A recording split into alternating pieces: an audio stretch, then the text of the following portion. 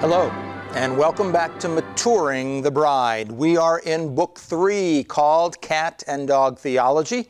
This is Lecture 5 or Chapter 5, however you want to look at it. And it's titled, 3 Dangers When We Think It's All About Us. 3 dangers when we think it's all about us. Hey, listen, let me introduce you to my children. I've already talked about them, but Luke on the far left and then Hunter on the far right. They actually go from left to right in age. Luke, Elise, Abby, and Hunter, 4 great kids. They're all now married. They're having children. We love it. But let me show you an old prayer card. This was taken many, many years ago. And look at the lovely lady in the center. That's my mom, Donna. My dad died back in 1996, so we brought our mom to live with us. She was 80 years of age. She lived with us till she was 96. But 4 years after she lived with us, her life was changed entirely. Not because she was living with us, but because after 63 years, count them up, after 63 years, she got a phone call from her boyfriend who said, do you remember me? And she said, oh, yes. He said, can I come for a visit? And she said, well, yeah. And she got butterflies at 64 years of age. So he arrived. We drove my mom down to the airport. We pick him up. Out comes a man in a wheelchair. Yes, that's him. We bring him back home, get him in the car. Before we're out of the parking lot, that man is holding hands with my mother in the back seat. And as they're holding hands, they stayed and found out they were still in love. And a few months later, they were married. And they lived together for 5 years. My mom was a wonderful bride.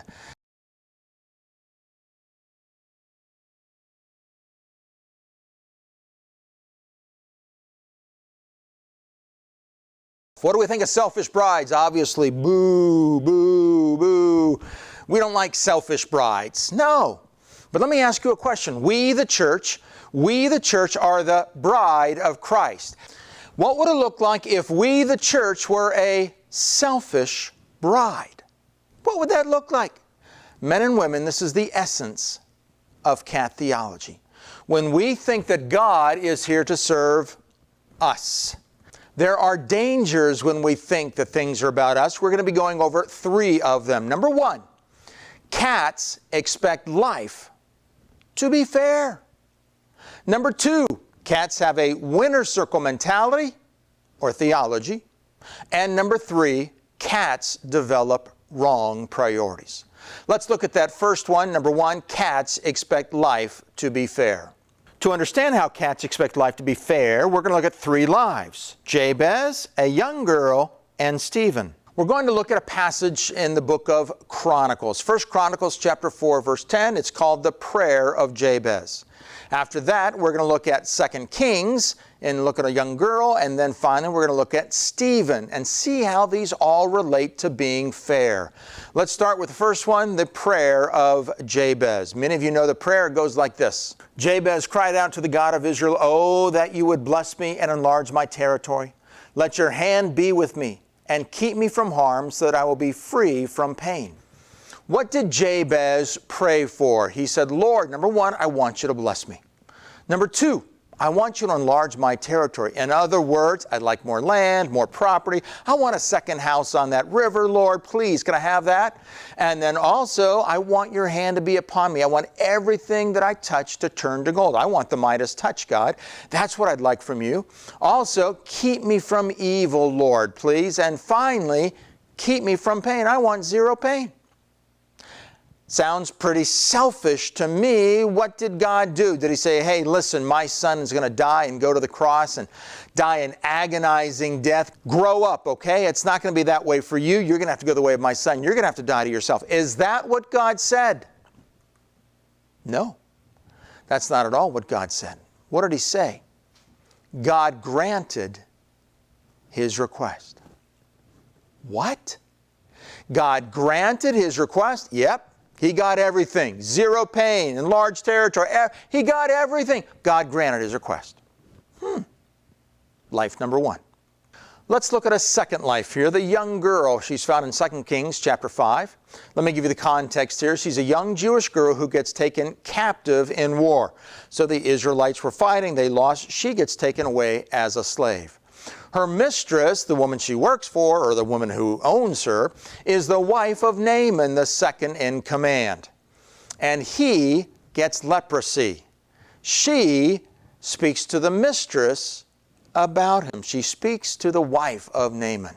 Now let me continue to give you the context. Men and women, I have been in areas where war has been fresh and they've just come from it.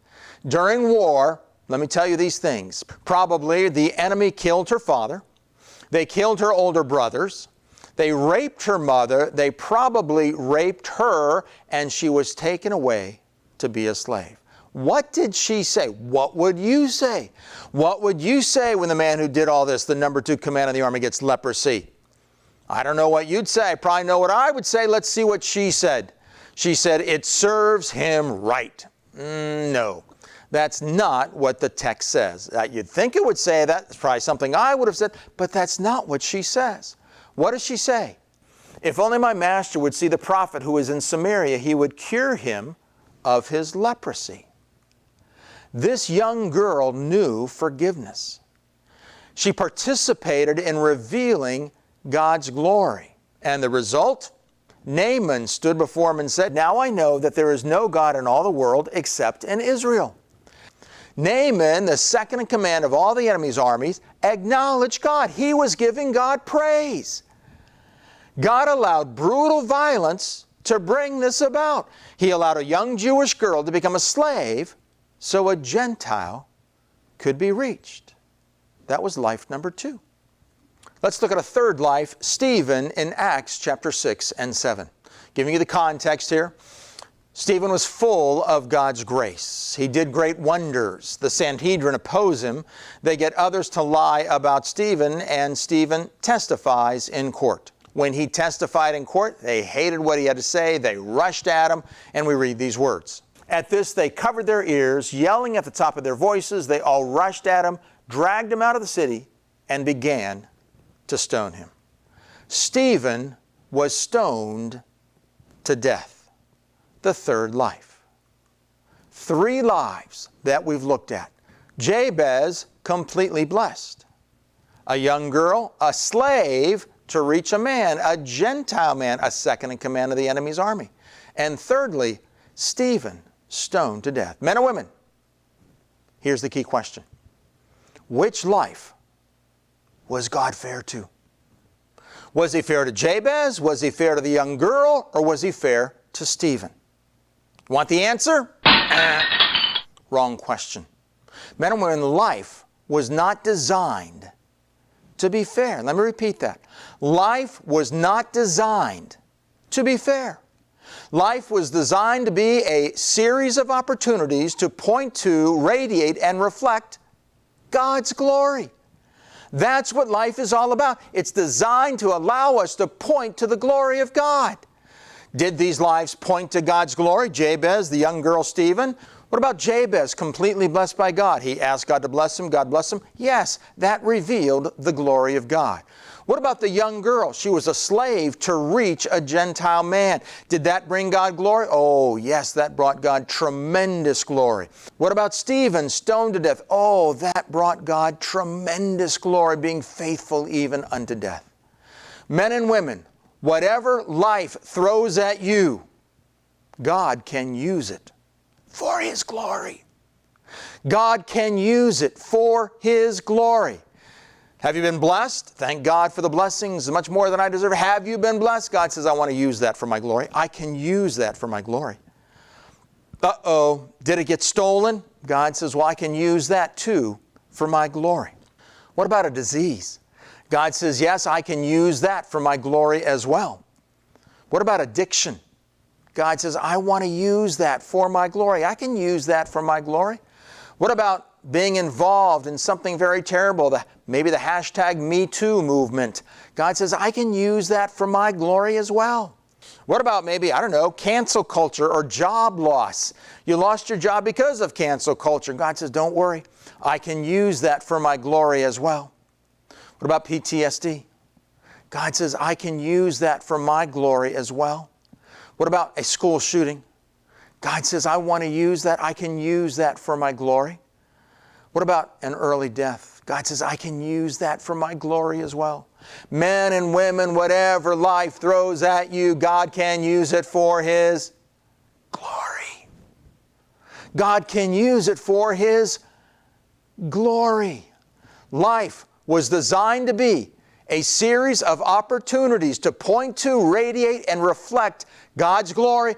Do not think life is supposed to be fair. It's not. It's not. It's designed to be a series of opportunities to point to, radiate, and reflect God's glory. Okay, we looked at 3 areas. We just finished one of them. Cats expect life to be fair. Let's go on now to the second area. Cats have a winner's circle theology. Cats have a winner's circle theology. Cats instantly relate to the winner, the victor, the champion in the Scriptures.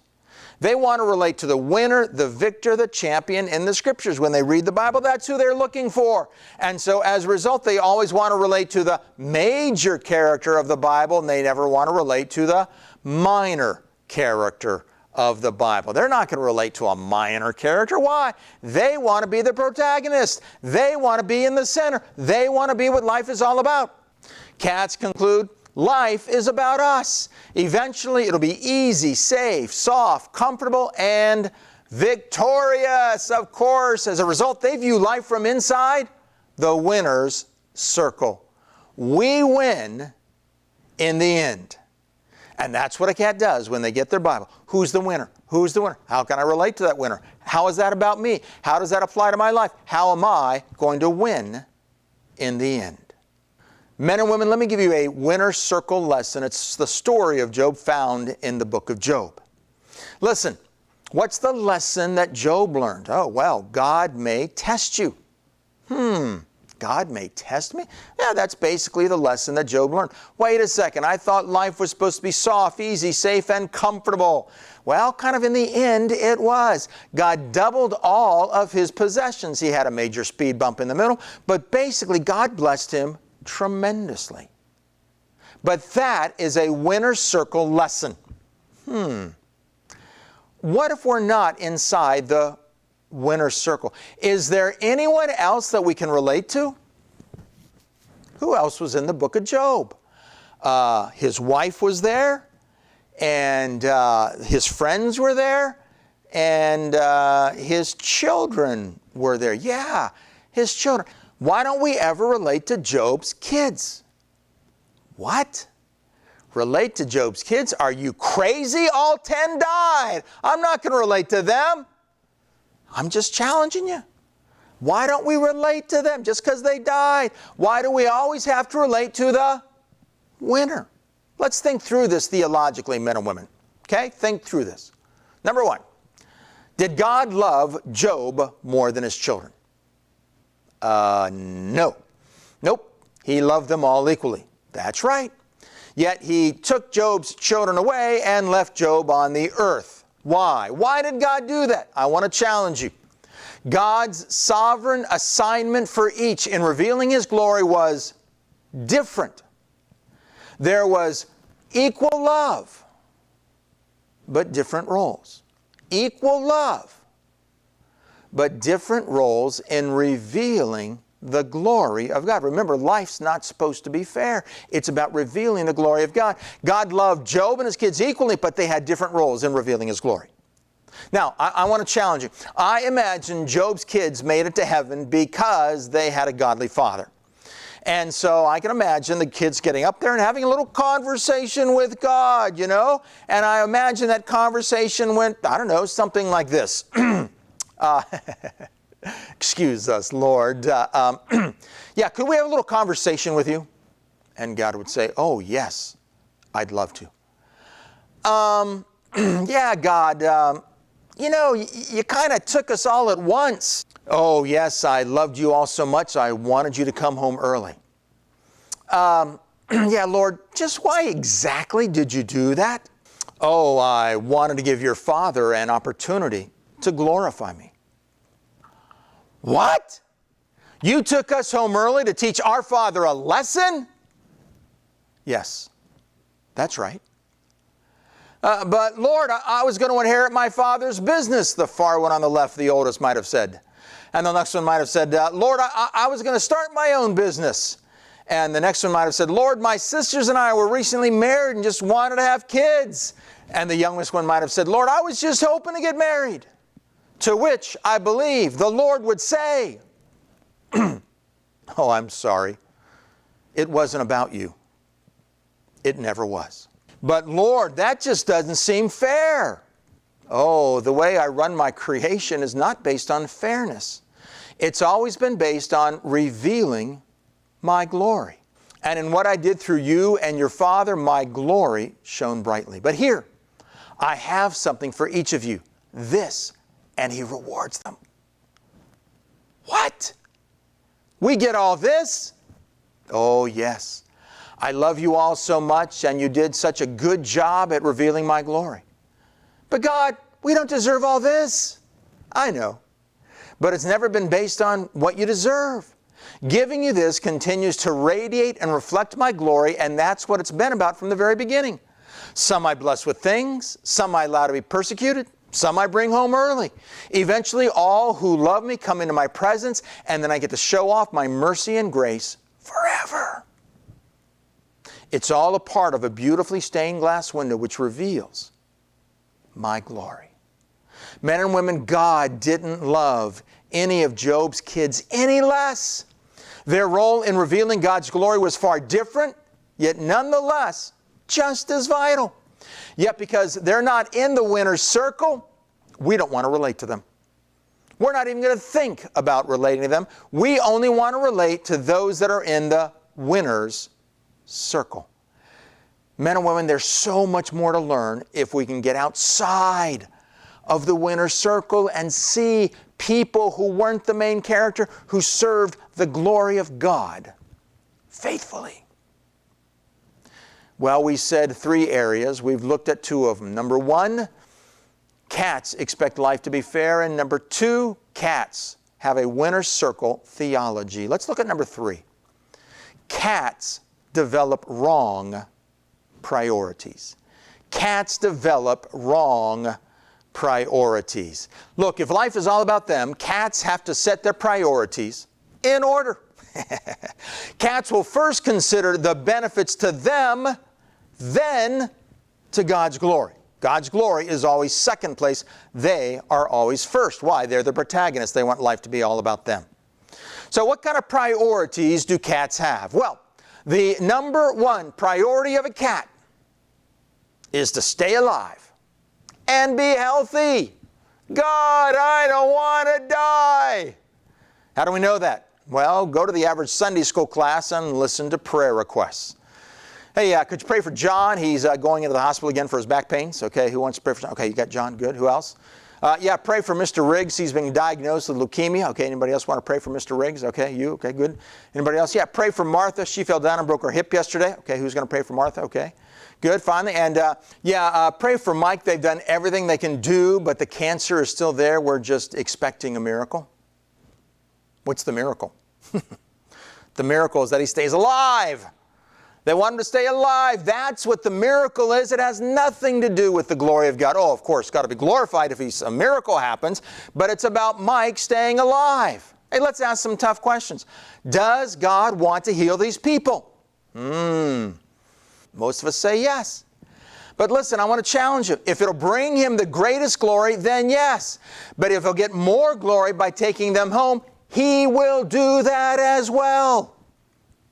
Yet without reference to God's glory, we demand our health. We demand our health. Yet in our prayers, we rarely mention God's glory. Listen for it. The next time you hear prayer requests, listen for the glory of God in it. You rarely hear it. God's glory is only talked about if there's a healing. If there's a death, we just kind of scratch our heads and say, wow, God's ways are higher than our ways, and we just kind of leave it at that. Men and women, who complains when the boss says take the afternoon off? Nobody. But if we die before the age of 70, we cry, God, that's not fair. Number one priority, to stay alive and be healthy. The number two priority is safety and security. Once I'm alive, once I'm healthy, I want my safety and I want my security. In order to do that, we need to generate a monthly income for survival. We need to purchase a home in a nice neighborhood. We need to invest for retirement, and we need to obtain health insurance, and of course, we need to obtain life insurance. But listen, go to the Word of God, talk about the Great Commission, about God's heart to take His glory to all nations, and they'll throw up their arms. No, that's not for me. Why? Well, number one, I could never do that because it's not safe. Oh yes, the number one priority of a cat is to stay safe. So if it's not safe, they're not going. Number two, I couldn't leave my job. I don't know how I'd support myself. And number three, do mission agencies have retirement programs? No way am I going to do that. And so, all of this reflects the number two priority of a cat, safety and security. The number three priority for a cat, once they've got their life, their health, they're secure, and they're safe, then they want the blessings. God, give me the blessings. That's what I want. How do we know? Look at their calendar. Look at how they use their free time. Their free time is usually spent on things they like to do. They're not going out and serving the poor. They're not going out and taking care of the widows. They're doing it on what they like, golfing or shopping, whatever it may be. They have me time, and they use that me time for me, is what they're saying. Number two, look at their credit cards. Look at their spending. Look at the discretionary income that they have. The extra money, they usually are spending it on themselves. Saying, oh yeah, that's their number three priority. They want to be blessed by God. Number four priority is making sure the local church meets my needs. Yeah, make sure the local church meets my needs. How do we know that? Oh, see how quickly and easily people switch churches when things don't go their way. Number two, see how resistant people are to change. Number three, evaluate the most common complaints. And number four, compare the missions giving to the rest of the budget. It's really all about them, focused and centered on them. And men and women, if the local church doesn't meet my needs, guess where I'm going? I'm going to the church down the road. I'm going to find another church that will meet my needs because it's all about me. Now, the glory of God is a priority for a cat, but where it is in the priority line, well, I don't know, but it's way down below. It's an afterthought. They'll say things like, wow, God really used this for His glory, or the Lord was in there somewhere, or boy, I sure hope God can use this, or God is still on the throne somehow, or, well, all things work together for those who love Him, but it's an afterthought. It's not a very high priority. Listen, dogs have a totally different set of priorities. Their first concern, number one concern, is for the glory of God. And they'll say things like, Lord, bring your name glory through this sickness, even if that means taking me home early. God, I'm willing to die. It's fine. If that's going to bring you more glory, take me home. Lord, how can I bring your name glory through how my boss is treating me? Lord, will you get more glory by me taking this new job offer or by staying here at this old one? Lord, bring your name glory through how I do my housework.